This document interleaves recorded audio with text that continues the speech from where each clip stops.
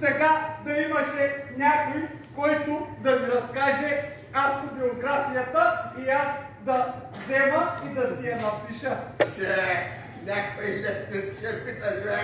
На всички летци биографите си приличат едно към едно. Първо, военно училище. Второ, служба. Трето, кариера.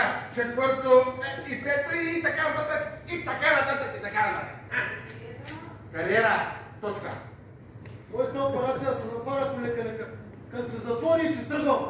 Да, тебе, тръгне, бе. Тя като тръгне веднъж върви. Зората е докато тръгне. Ами, например, животът не ми върви. Ама тук се оправя, операцията зраства. Чукай. 3 пъти чукаш. 3 пъти. Аз за по-сигурно чукам 12. Чукай на дъбо са 12 букви. Така. Нервозно на краче ритуал. Нищо нервозно няма. Просто чувствам, че така се оправя по-бързо.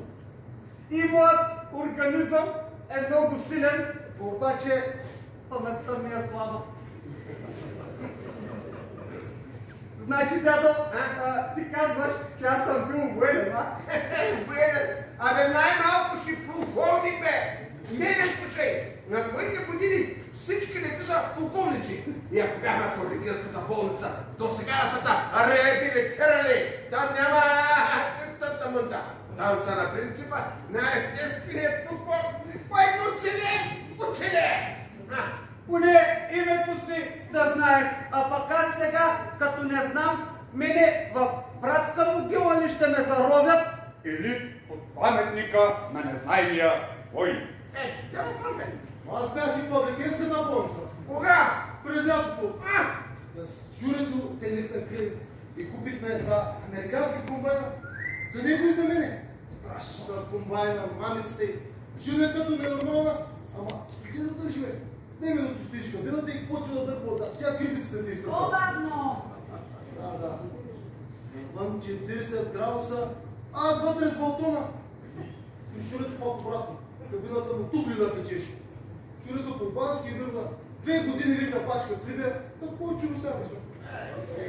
Много ли изкрежа се къста клата? Студ. Сложи газа криците и кълпака, стържа стъклата и пак жена. И неусетно съм заспал от бяла смърт. Събудиха ме в болницата. След 2 дни докараха и Шурето. Стоплинен удар. Те мамицата ми комбайни, били с климатична инсталация. Стига, бе! Моята е бутнали на минус 20, на Шурето на плюс 40.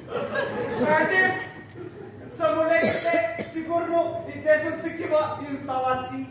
Сигурно. Да знам как да се обличам за напред. Абе, какво се обличаш, за всяка те пенсионерат, значи тебе като ти тупнат една пенсия от $5000. Да се обличаш, бе, се обличаш. Колко? Колко? Да може и повече. Дали ще си летиш на вилата? Коя вила? На твоята, бе. Да ти къде си виждал полковник без вила, бе? Нищо не помня. Няма ли кой да ми разкаже, бе? Има. Слушай, ще обикаляш по американските летища и там някой се ще познае и ще разкаже за какво става въпрос. Един път само да излезна от тука. Господи, $1000 пенсия! 5000 съм записала. Колко? 5 бяха? Господи, $5000 пенсия и вила. Дай и аз да се запиша. И живот съм си живел аз. Но как да го докажа?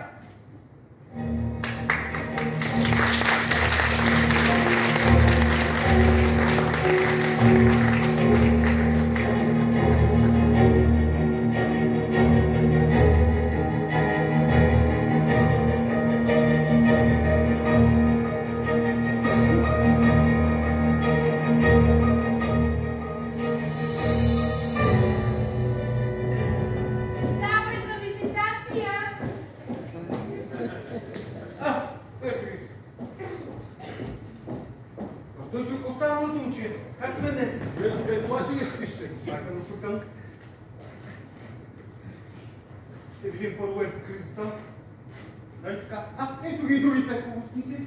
Така. Пийте ли днеска гъра при баба Пенка долу на будката? Да питам аз. Не съм изписал, бе. Аз изписах. Така.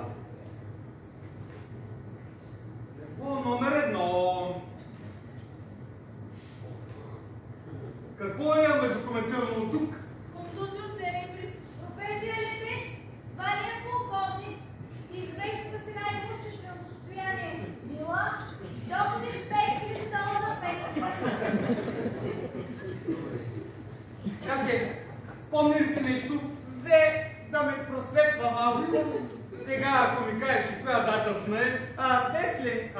Не, точно не мога да кажа. Значи да те не си ги спомниш. Малко ги изтървах този месец. Нищо.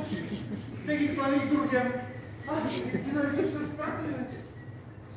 Важното е, че случаят върви към подобрение. Не за него. За тебе. Какво подобрение, бе, докторе? Той е направо съм край. 5000 долара пенсия има.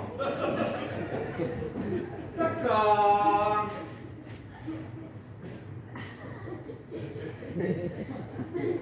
Бъртой Стефанов. Пол мъжки статус активен. Професия. Селен. Кара на бронхите моля след тежка трудова злополука. Война, бронхит, пневмония. Добре. Война. Опериран за апандисит. Доктора с перитонит с дифуза акута. Чакай да видя сега. Ето, операцията зарасна, само белега остана. Това ли е? Да. Това не е апандисит. Моля, Апандисит е отдясно. да нямаш грешка. Каква грешка, бе? Дигни дясна ръка. Ден, а ти си операн отляво. Апандисит ми казах аз. Може, бе. Слушай, може да си с ляко апендицит. Аз имах един приятел, значи всичко му беше на обратно, бе. Сърцето му беше отдясно, апендицитът му беше отляво. Да. Значи може да е апандисит. Ако се сляпа апандисит, да. Сляв съм. Сляв съм. Щом съм срязан отляво, значи съм сляв апандисит. Братой Стефанов, физиологични аномалии, ляп апендисит. Добре. Други аномалии? Не знам и не ме интересува. Само да ме изпишете по-скоро. Докторе, Подгответе го. За изписване ли? за операция. Каква операция? За апендисит О, каква? Господи! Слушай, ти може с това апендицита, бе. Аз имах един приятел. Майка му стара, чакай, че обърках бройката. Така, става към 12. 12. Така, слушай, бе. Пия една бира и сок. Ай, бе. Дай бирата, бе. Дай бирата, ти си наред днеска. На! Аз черних вчера. Да не помниш, бе. Почнах да си спомням аз. Ето, тук съм си записал. Къде, бе? Вчера черних аз.